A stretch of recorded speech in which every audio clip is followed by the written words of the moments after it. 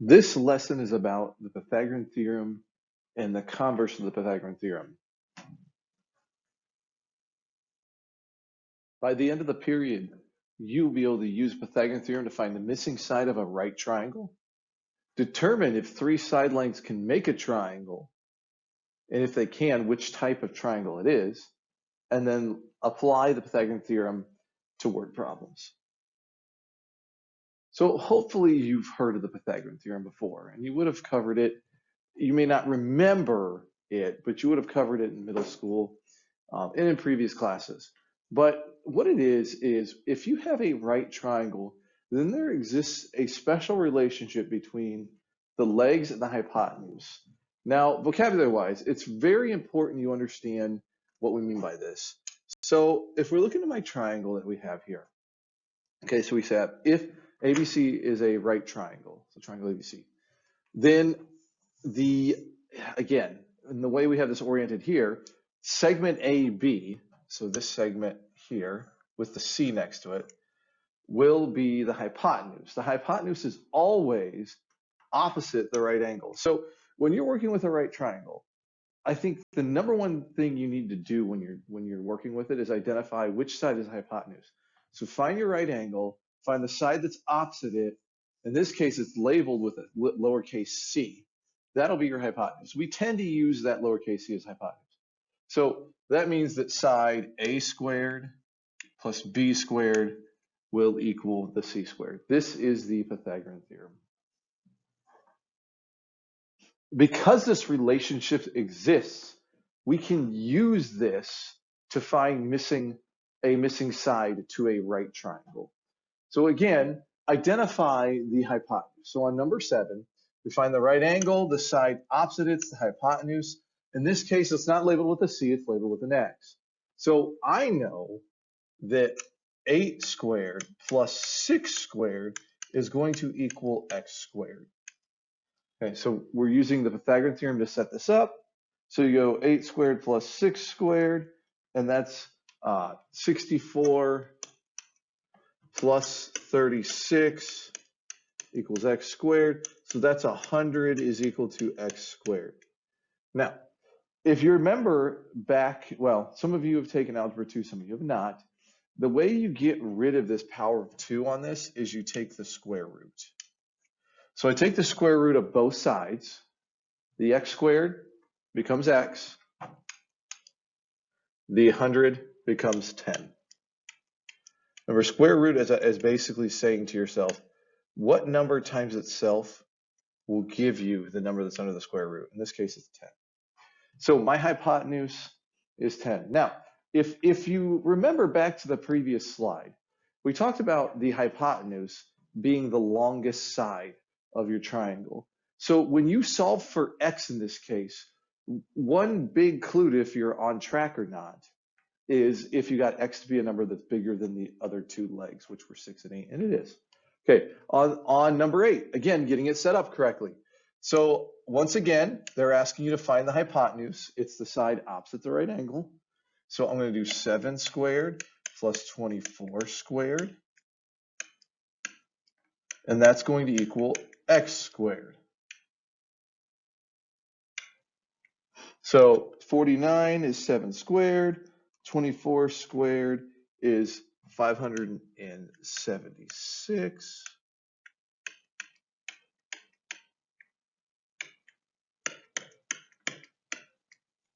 So then I take those and add those together. I get 625 is equal to x squared. Take the square root on both sides. So 625 to the square root is 25.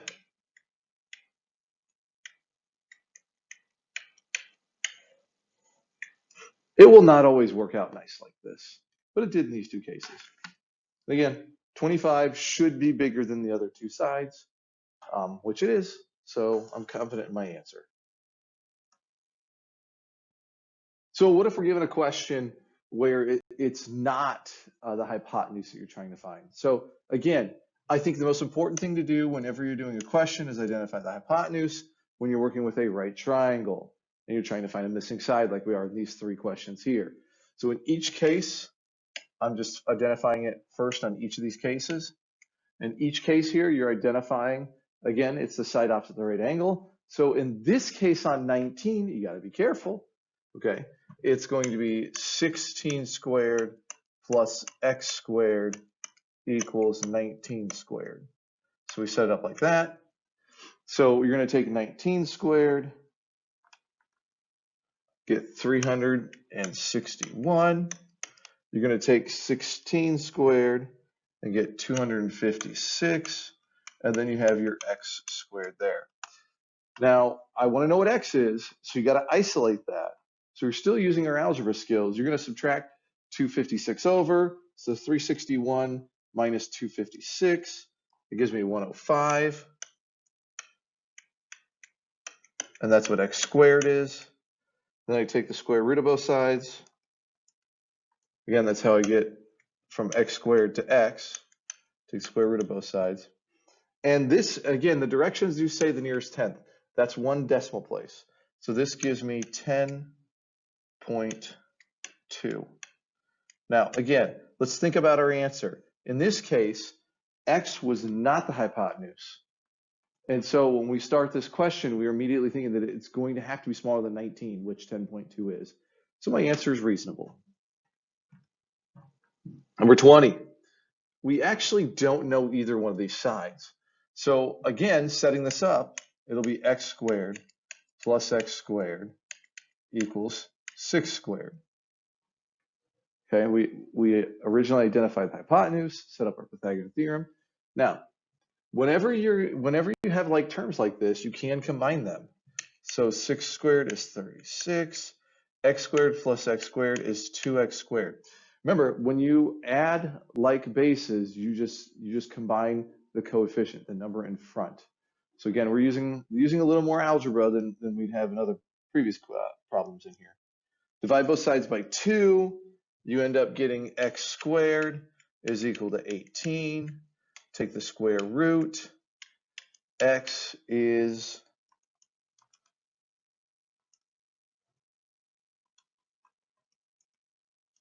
4.2.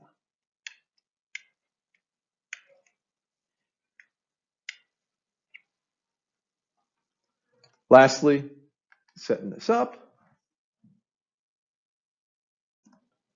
you have 5 squared plus x squared equals 10 squared, because again, we identified 10 as the hypotenuse. 5 squared is 25. 10 squared is 100. You want to subtract that 25 over.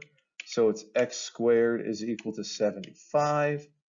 Take the square root on both sides. So the square root of 75 is 8.7 when you round to the nearest 10. Once again, double checking. X should be smaller than 10. It is, so it's a reasonable answer. Now, what if you're given a word problem? Well, again, it's important that you read it. And in geometry, if you don't have a picture, draw a picture. The slide at a playground has a height of 6 feet. The base of the slide measured on the ground is 8 feet. What is the length of the slide, assuming it is straight? So again, it's a Pythagorean theorem question, so let's draw the picture first. So we draw our picture. I know my slide is really not, oh, I want to do it on a right angle on here. So obviously it's not super complicated, but you have the height is 6, the base is 8. You're trying to find the slide portion. Okay, assuming it's straight, not curved or anything, or spin, or does loops or anything. But again, this should look familiar to what we've done earlier already. So you would take 6 squared plus 8 squared equals x squared, and so then you'd end up solving for x. Again, you can look back at your notes here, but you would get x to be 10. Now remember, the question is a sentence, our answer is a sentence. The units are in feet, so your answer would be the length of the sliding board is 10 feet.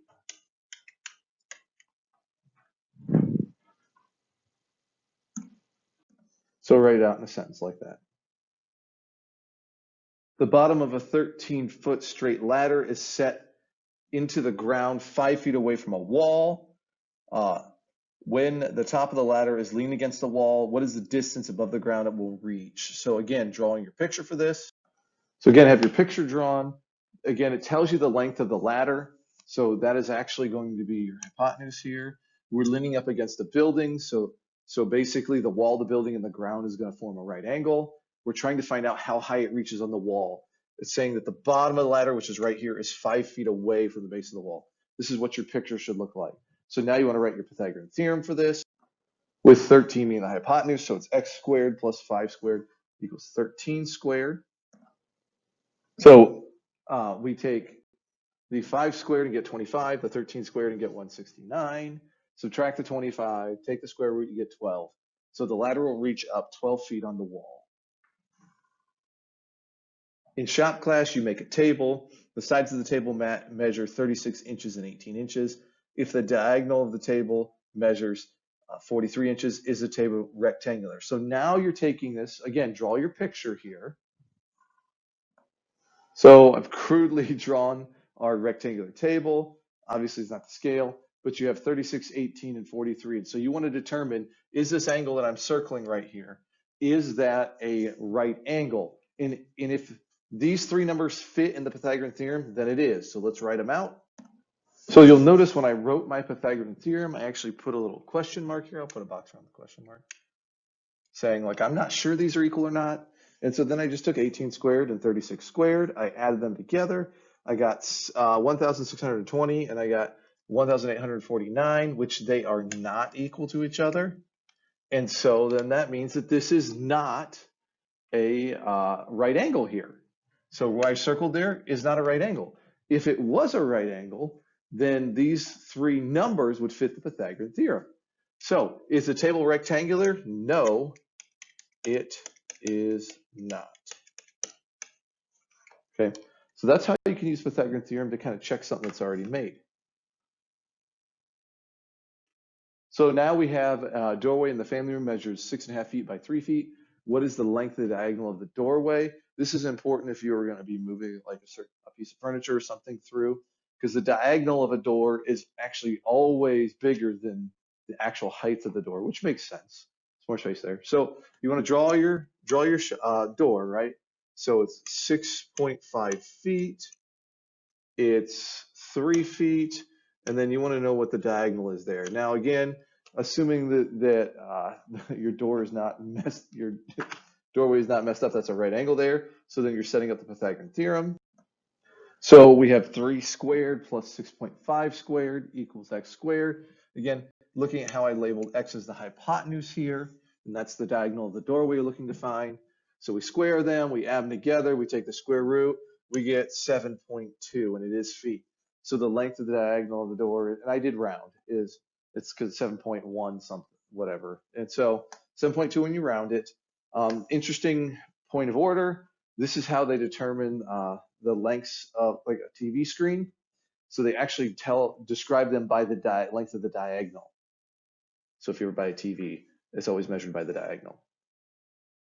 Scott wants to swim across a river that is 400 meters wide. He begins swimming perpendicular to the shore he started from, but ends 100 meters downriver from where he started because of the current. How far did he actually swim from his starting point? So again, you're basically going to draw your picture of the example of this. It'll look like a triangle. So let's draw our picture. So Scott's swimming across the river. The river current is going to push him, which means he's actually going to be swimming in a diagonal across because the river is going to be pushing him down, which means he'll actually have to swim farther to get across. Okay, so so when we look at this then, all right, so the 400 meters is how far across the river is, all right, but he ended up 100 meters down. So this is not to scale because I kind of messed that up. So you want to know that this diagonal distance right here that he actually swam, which we'll call it x. Again, we can assume that's a right angle there. And so again, set up your Pythagorean theorem. That x right there will be your hypotenuse. So it'll be 400 squared plus 100 squared equals x squared. Okay, so we took 400 squared plus 100 squared equals x squared. That gave us 160,000 plus 10,000. So I should put a comment there, right? And then so when you combine those, you get 170,000. Then you take the square root and you got 412.3 feet. So he actually swam 412.3 and 12.3 feet. Okay, now let's talk about how we can, what we know about a triangle. So for instance, with a triangle, one fact that we know is that if you're actually physically, so you can write a triangle however you want on paper, but if you're actually going to build it in real life, what has to happen, and what this is saying here, is the sum of the lengths of any two sides of the triangle is greater than the third side. It has to be. Now, we're going to kind of adopt this a little bit and say this. Here's the deal. You're going to take the two smaller sides. When you add them together, so this is more specifically here, okay? You're taking the two smaller sides, so the small side and the medium side. And even if those two sides are equal, okay, so take the two sides equal, they have to add up to be greater than the larger side. It just has to be barely bigger. If it's equal, this isn't a real triangle, but it has to be greater. Now, one of the big issues kids have with this is they confuse what we're just talking about here with the Pythagorean theorem. Okay, remember, Pythagorean theorem is basically you square them and set them equal in a right triangle. That's not what we're saying here. We're just saying here, take the initial measures, the two smaller sides add together, so the small and the medium side of the triangle, they have to add up to be bigger than the biggest side. It's just, that's what has to happen. Otherwise, you cannot physically create a triangle out of it. Furthermore, okay, so to be a real triangle, the two smaller sides have to add up to be bigger than the biggest side. Like, that's your first check. Is this even a real triangle or not? Yes or no? Then you can actually use the Pythagorean theorem, which is what we're doing here, and determine what type of triangle it is. If the two smaller sides squared and added together equals the biggest side, okay, that's your Pythagorean theorem. It's a right triangle. But if the two smaller sides, and I'm going to actually write it the other way here. So if I had a squared plus b squared, if that is greater than c squared, then it is an acute triangle. If a squared plus b squared is less than c squared, then that is an obtuse triangle. Let's talk about some examples and how this would look. So first, decide if the three numbers can represent the sides of a triangle. It's just a yes or no.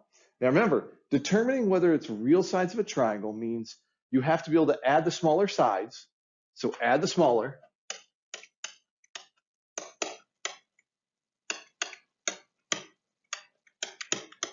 And it has to be greater than, when you add the smaller, it has to be greater than the biggest. That's your first check. It has to be greater than the biggest side. When you add the two smaller, it has to be greater than the biggest side. So right here on number one, the two smaller are 3 and 2. When you add them together, it's bigger than 4, so this is a real triangle. Okay. Number two, the two smaller sides are 11 and 15. When you add them together, you get what, 26, which is bigger than 20. So yes, this is a legit triangle too. Okay. Again, all we're doing is checking is, do these represent a real triangle or not? Be careful on 3. So it was nice that, oh, here's the two smaller, here's the two smaller. Well, actually, it's the 8 and the 8. And again, 8 plus 8 is bigger than 9, so this is another yes. And then lastly, number 4, be careful, the two smaller are 5 and 7. When you add 5 and 7 together, you get 12, which is equal. Remember, it has to be bigger, so that's a big fat no. Okay, why don't you go ahead and pause the video, try to do the other 4 on here.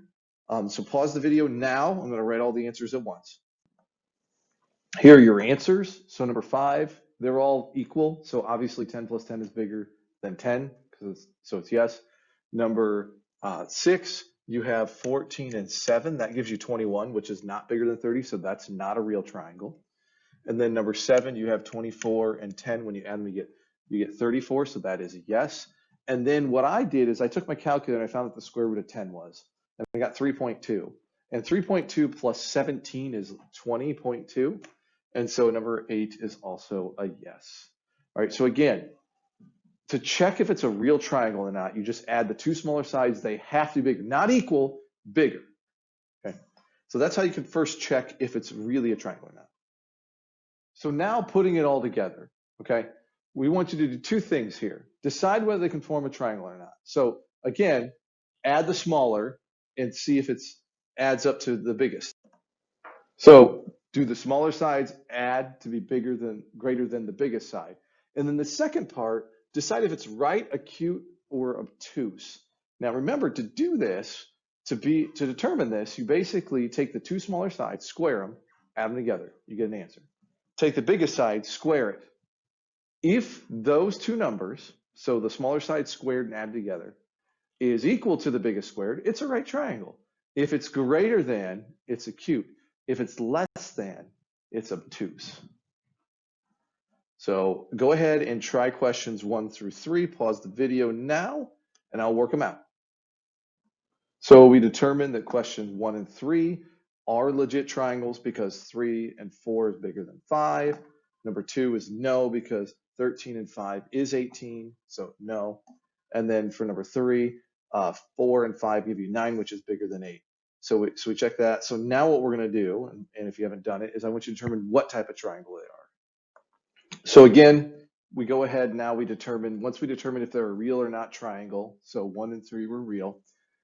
So for 1, you take 3 squared plus 4 squared, you get 25. That actually equals 5 squared, so it's a right triangle. For number 3, you take 4 squared plus 5 squared, you get 41. Well, that does not equal 64, and 41 is less than 64, so that means it's obtuse.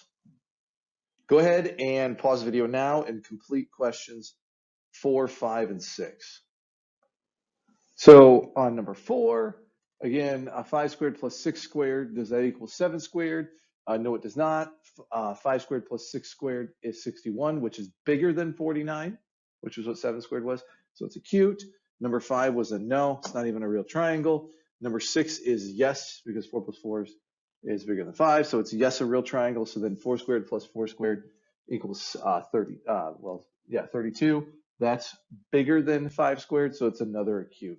So on here we had 1 right triangle, 2 that weren't even triangles at all, 1 obtuse, and 2 acute.